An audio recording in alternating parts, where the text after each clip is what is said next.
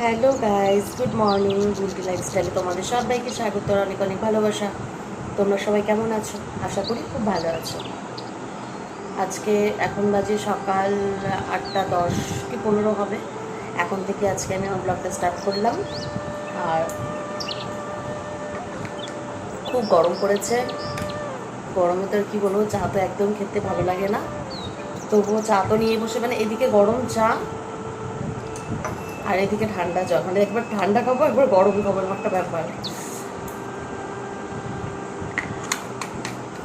তো যাই, চায়ের আমার কোনো সেরকম কোনো নেশা নেই, যা খেতে হবে তাই খাই, এরকম একটা ব্যাপার। না খেলেও চলে, মানে এখন চায়ের পরিবর্তে কেউ যদি আমাকে ঠান্ডা লস্যি বেশি কিছু দিত, সেটা খেয়েই মানে আমার হয়ে যেত। বা শুধু যদি এখন একটু মনে করি যে খেয়ে নিতে ভালো হবে।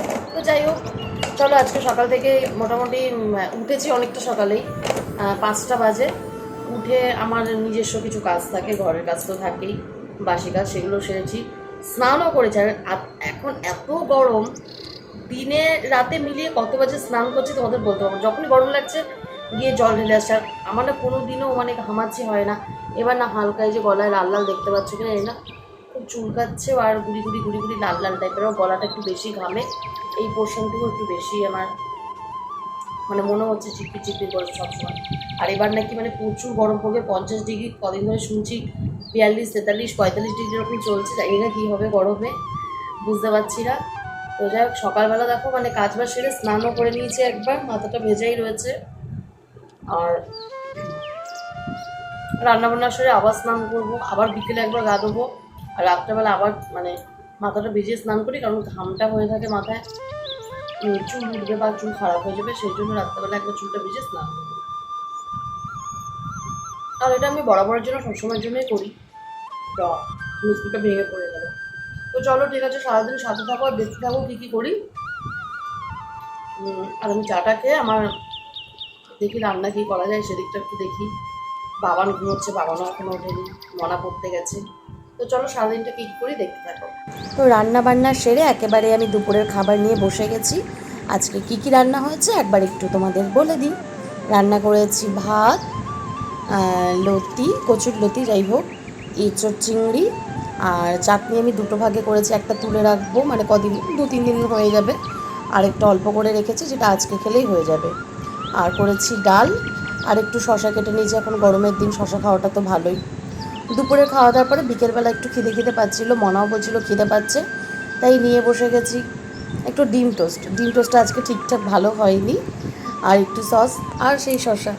শশা প্রচুর পরিমাণে, মানে আমি খাই, এমনি তো ভালো খাই, আর আমার বাবান তো আরও ভালো খায়, মানে শশাও তুমি যখনই দাও খুবই ভালো খায় শশা, আমিও ভালো খাই।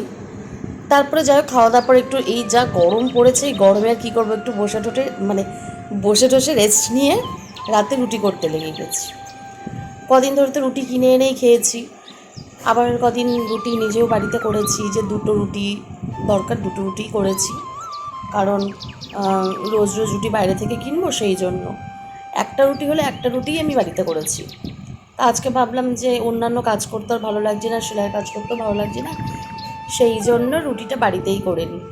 তারপরে একবারে মানে গা ধুয়ে ধুয়ে এসে খেয়ে দিয়ে ঘুমিয়ে পড়বো। তারপর যাই হোক, রুটি করতে গেলে তো আমার তো মানে কি বলবো, কি মানে বাজে একটা অবস্থা হয়, আটা টাটা একদম মেখে সারা গায়ে ভর্তি হয়ে যায়। তো সেই জন্য যাই হোক, রুটিটা আমি করে একবারেই গাটা ধুয়ে আসবো।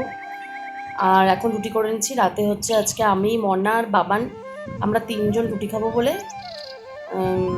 5টা রুটি করছি, মনার দুটো, আমার দুটো, আর বাবানের একটা।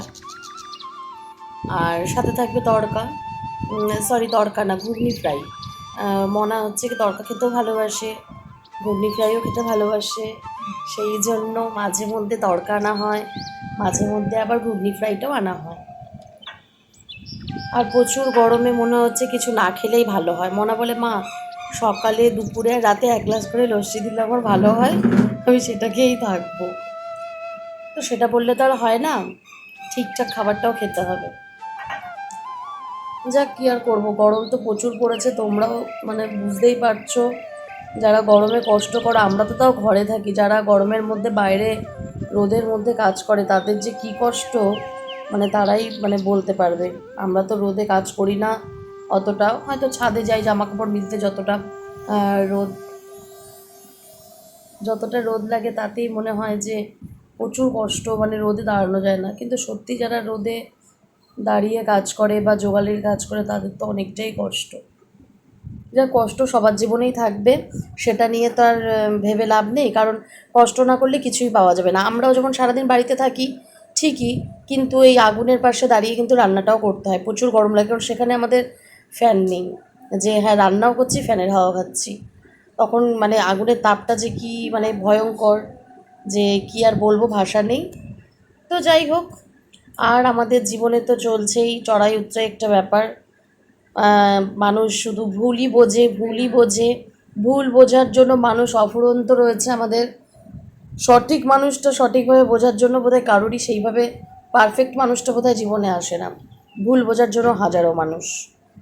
তো চলো আর কি বলবো, সবাই ভুল বুঝুক, আর আমরা আমাদের প্রতিনিয়ত যে কাজকর্ম সেগুলোই করে থাকি।